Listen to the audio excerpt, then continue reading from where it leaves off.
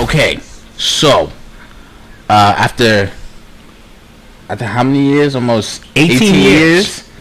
They finally arrested Jam Master Jay's killers.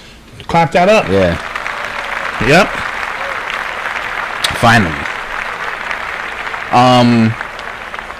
When I saw the story actually come up on the timeline, I was just like, "Whoa, this is been a long time sort coming." of like out of the clear, like because you didn't expect that to be coming. Yeah, so because you didn't even hear any like little rumblings, like they might have something, or they still even looking into it. Right, it was one of those. You chopped it away with all the other dead rappers. Yeah, it's just like, okay, that's just gonna go unsolved.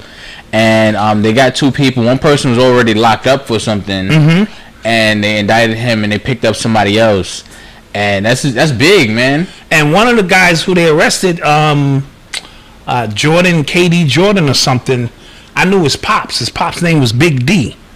And with me and Tim, he worked for Russell Simmons and them. Oh. He was muscle for Russell Simmons. Muscle for Russell, whatever you want to call it. And so when we was on tour, he was on tour with us. Wow. And, we did some things. You know what I'm saying?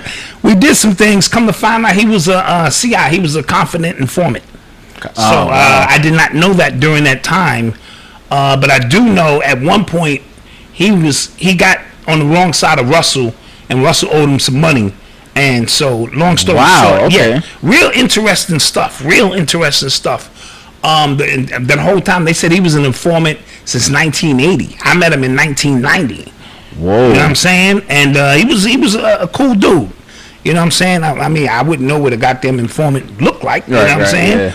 But yeah. So, and I heard his son was one of the people that they picked up for that kind of stuff. Crazy. So okay. some Queen stuff going on. Yeah, and then what was so always interesting about this is like everybody knew who did this. Yes. For years, but nobody was just trying to cooperate, and now it always bugged me out because I'm like, all right, it must be some real different dudes who did it. And the dudes that they were saying did it, like Curtis Schoon. You don't want to, get on the wrong side of him, but his name is now being almost cleared in this process. And so, because I was, I follow him on Twitter, and he was just like, yo, bro, a lot of people owe me an apology, right, for what they were saying. Right. And he was saying he don't think it was a drug deal. He was saying, because I watched his 2019 Breakfast Club interview. He has a documentary and stuff coming out, and he just said it was some things he just think went wrong, and as a result of that, Jam Master Jay caught the wrong end of that. But for people to not be able to tell that long is an amazing thing in the hood anyway. Facts, yeah. And then that was again one thing I was just always shocked by, and then two. The fact that this was such a high profile case, yes, and nobody spoke about it, yes. Like it was just like that is grounds for like conspiracy. If nobody talks, it's like, who had something to do with this? Then something, right? Like, everybody's scared to talk about it. But we speak about not snitching, true. And when people hold true to that, when it's somebody we love, true, or we admire, we want them to snitch. Yeah. And I always say this anyway: if I got that in my back pocket, and then I get busted for something else, now everything is negotiable. Yeah. Had you guys haven't solved this crime, right? Yeah.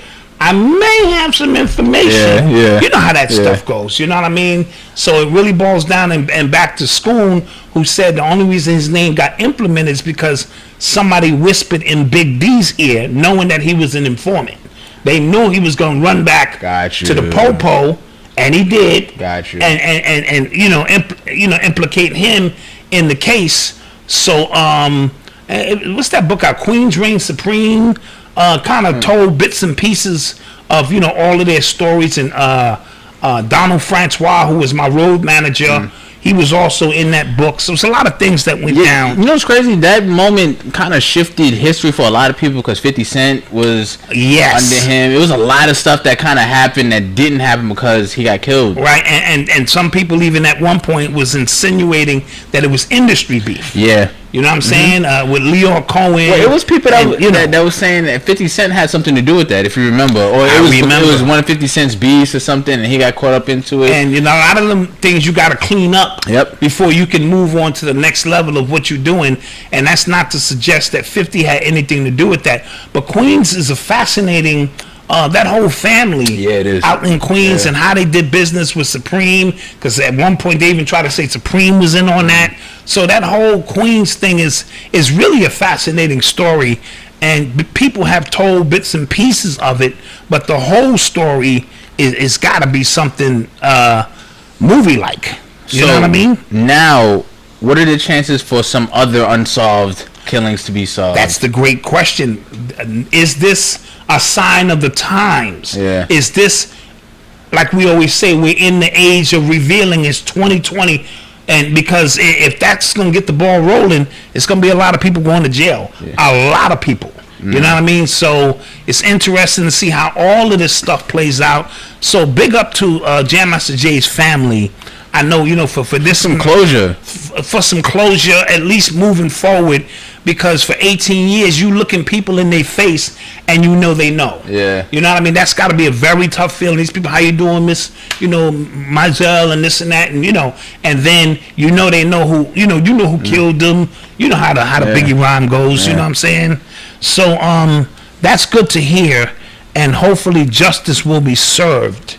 You know what I mean? Thanks. For Jam Master Jay and his family. His brother recently passed away, who was spearheading. I got to meet his brother a couple of times too, who was spearheading this process, and then I think he succumbed to some, just some normal illness and things of that nature. So, that's what it is. And Run DMC, I think they're gonna start doing tours again. Oh wow, okay. With DMC lost his voice, so it's very hard. And he's bipolar or something to that effect, which he spoke about. So it's very hard to kind of, but they would sell out arenas everywhere. You know what I mean? Because that's the nostalgic they're the Rolling Stones of hip hop music. Right, you know what I mean? That classic group that you would love to see perform, even though Jam Master Jay wouldn't be there, it still would be dope. Somebody said Griff is down the dial, going in on the Hughley, piece. Griff called me and said Hughley called him, DL Hughley. Ooh. Yeah, and they had a man-to-man for about an hour. And I guess it didn't work out because if Griff. No, Griff is just telling the people, okay, what happened and stuff of that nature. He said they had a good man-to-man talk. I'm not gonna get into all the particulars. I'm pretty sure Griff is doing it, down the dial and stuff like that. Shout out to Professor Griff. All right.